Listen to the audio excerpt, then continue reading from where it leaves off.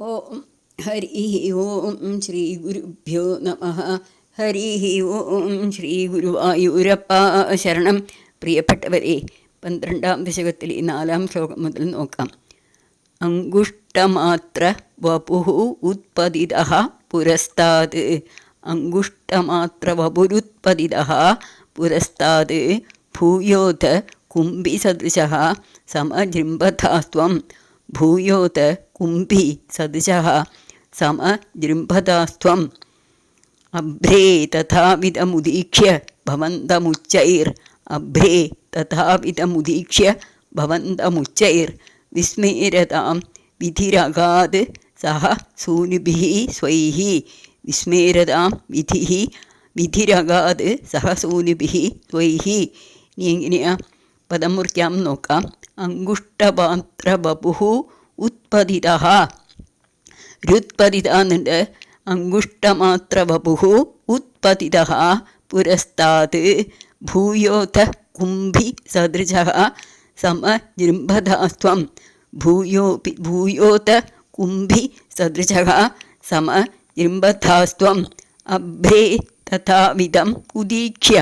അഭ്രേ തഥാവിധം ഉദീക്ഷ്യ അങ്ങനെയും ചെല്ലാം. അഭ്രേ തഥാവിധം ഉദീക്ഷ്യ ഒന്നിച്ച് ചെല്ലാം. ഭവന്തമുച്ചൈർ വിസ്മേരതാം എന്നുണ്ട്. ഭവന്തമുച്ചൈഃ അല്ലെങ്കിൽ ഭവന്തമുച്ചൈർ വിസ്മേരതാം വിധി അഗാത് വിധിരഗാത് സഹസൂനുഭിഃ സ്വൈഃ. അഭ്രേ തഥാവിധം ഉദീക്ഷ്യ ഭവന്തമുച്ചൈർ വിസ്മേരതാം വിധിരഗാത് വിധിഃ അഗാത് സഹ സൂനുഭിഃ സ്വൈഃ. ഇതിൻ്റെ അർത്ഥം നോക്കാം. ത്വം പുരസ്താത് അങ്കുഷ്ടമാത്ര വപുഃ ഉത്പതിതഃ. നിന്തിരുവടി ആദ്യം ഒരു പെരുവിരലിൻ്റെ വലിപ്പത്തിൽ പുറത്തു ചാടി. അഥ ഭൂയഃ കുംഭിസദൃശഃ സമാജൃംഭതഃ.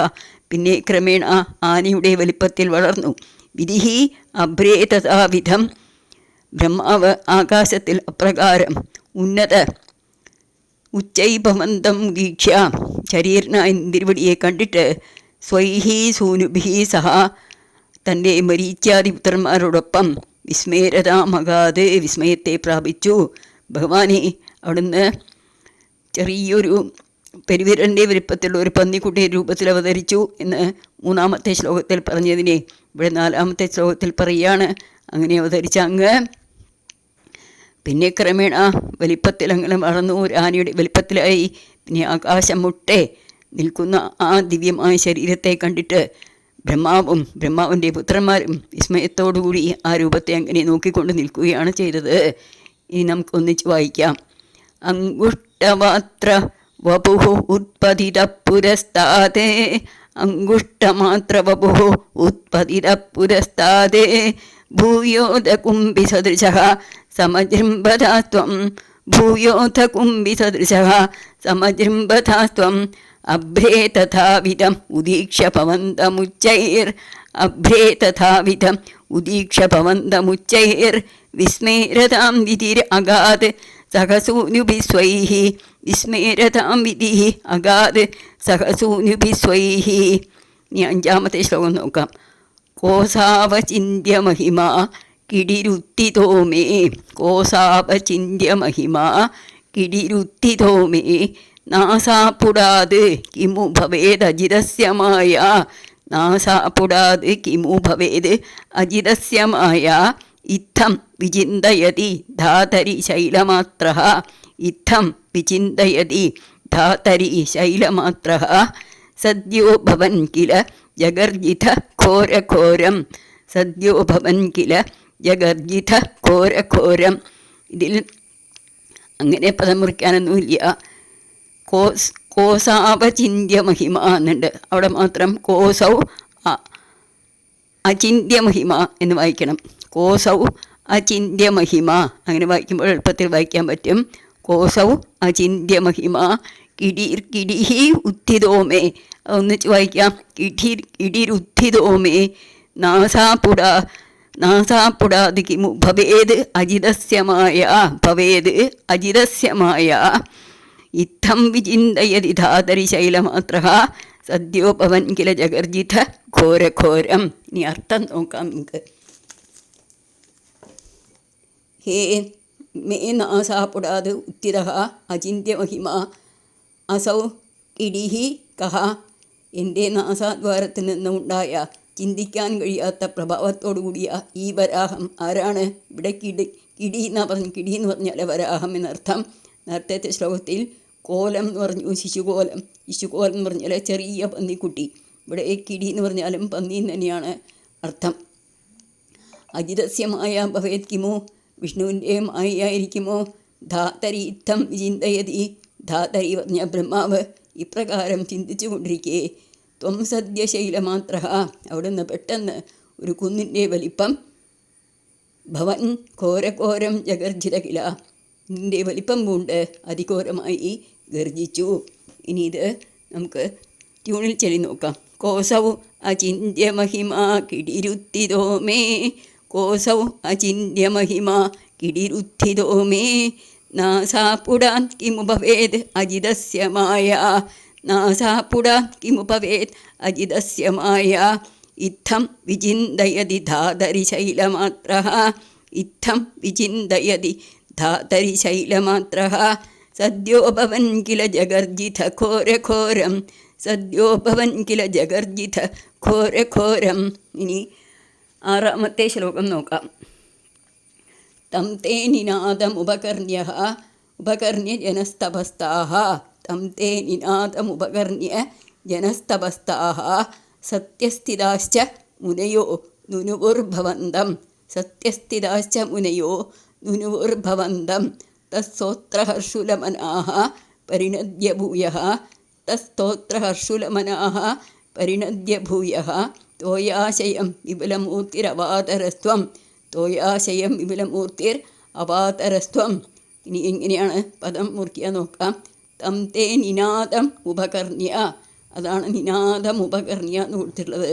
തം തേ നിനാദം ഉപകർണ്യ ജനസ്തപസ്താഃ, സത്യസ്ഥിതാശ്ച മുനയോ നുനുവുർഭവന്തം, തസ്തോത്രഹർഷുലമനാഃ പരിണദ്യ ഭൂയഃ, തത്സോത്രഹർഷുലമനാഃ പരിണദ്യ ഭൂയഃ, തോയാശയം സ്തോയാശയം എന്നുണ്ട്, അതാണ് ഭൂയഃ തോയാശയം വിപുലമൂർത്തിർ അവാതരത്വം വായിക്കണം. വിപുലമൂർത്തിർ അവാതരത്വം, തരസ്ത്വം ത്വമല്ല വിപുലമൂർത്തിർ അവാതരസ്ത്വം. ഇനി അർത്ഥം നോക്കാം. ജനസ്തപസ്ഥ സത്യസ്ഥിത ചമുനയഃ, ജനോലോകത്തിലും തപോലോകത്തിലും വസിക്കുന്നവരും സത്യലോകവാസികളുമായ മുനികൾ തം തേ നിനാദമുപകർണ്യ, നിന്തിരിപടിയുടെ ആ ഘോരഗർജിതം കേട്ടിട്ട് ഭവന്തം നുനുഹു ഇന്ദിരിപടിയെ സ്തുതിച്ചു. ത്വം തസ്തോത്രഹർഷുലമനാഃ, ഇന്ദിരിപടി അവരുടെ സ്തോത്രത്താൽ പ്രസന്നഹൃദയനായി. ഭൂയഃ പരിണദ്യ വിപുലമൂർത്തിം, വീണ്ടും ഉറക്കെ ഗർജിച്ചുകൊണ്ട് മഹാകായം സ്വീകരിച്ച് തോയാശയം അവാതര സമുദ്രത്തിലേക്ക് കുതിച്ചു ചാടി. അങ്ങനെയാണ് ഭഗവാൻ സമുദ്രത്തിലേക്ക് കുതിച്ചു ചാടിയത്, ഇത്രയും വലിയ ശരീരം എടുത്തുകൊണ്ട് എന്ന് പറയുകയാണ്. ഇനി ചൂണ്ടിൽ ചെല്ലാം.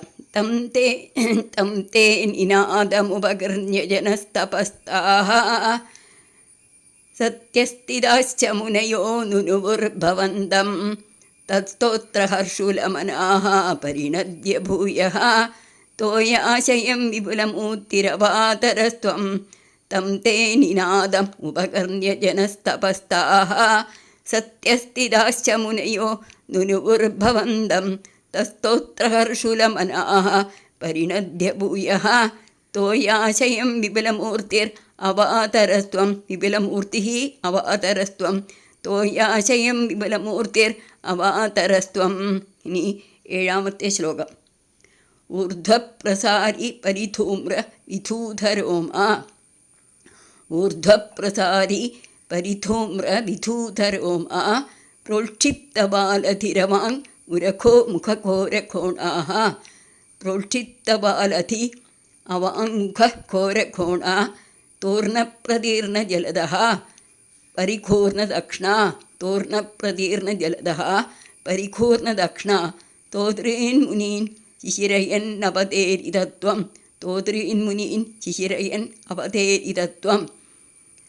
ഇവിടെ നമുക്ക് പദം മുറിച്ച് നോക്കാം. ഊർധ്വപ്രസാരി പരിധൂമ്രവിധൂധരോമ. അതങ്ങനെ തന്നെ വായിക്കാം. പ്രോക്ഷിപ്ത വാലധി അവാങ് മുഖ ഘോരഘോണ. പ്രോക്ഷിപ്തവാലധി രവാങ്ങുന്നുണ്ട്, അവിടെ അവാങ് മുഖ ഘോരഘോണ അങ്ങനെ വായിക്കാം. പിന്നെ തൂർണപ്രതീർണ ജലദ പരിപൂർണ ദക്ഷിണ, അതും അങ്ങനെ തന്നെ വായിക്കണം. തൂർണപ്രതീർണ ജലദ പരിപൂർണ ദക്ഷിണ. സ്തോത്രീൻ, സ്തോത്രീനല്ല സ്തോത്രീൻ മുനീൻ ശിശിരയൻ അവതേരിതത്വം. സ്തോത്രീൻ മുനീൻ ശിശിരയൻ അവതേരിതത്വം അങ്ങനെ വായിക്കണം.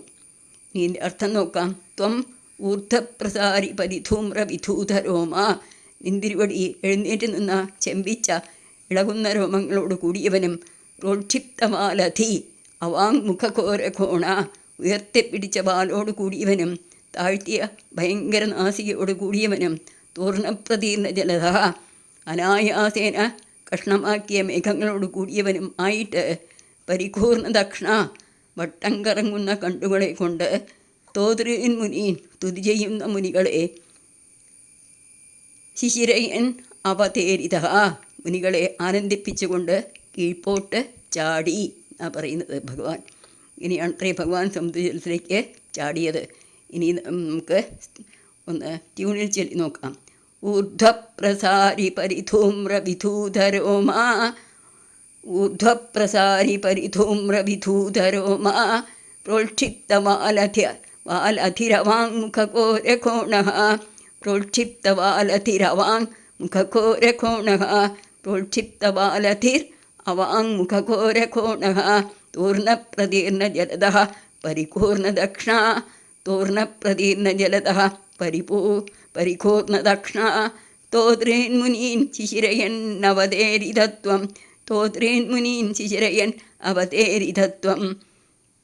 ശ്രീ ഗുരുവായൂരപ്പ ശരണം. ശ്രീ ഗുരുവായൂരപ്പ ശരണം. ശ്രീ ഗുരുവായൂരപ്പ ശരണം. ഗോവിന്ദ ഗോവിന്ദ ഗോവിന്ദ രാധേ.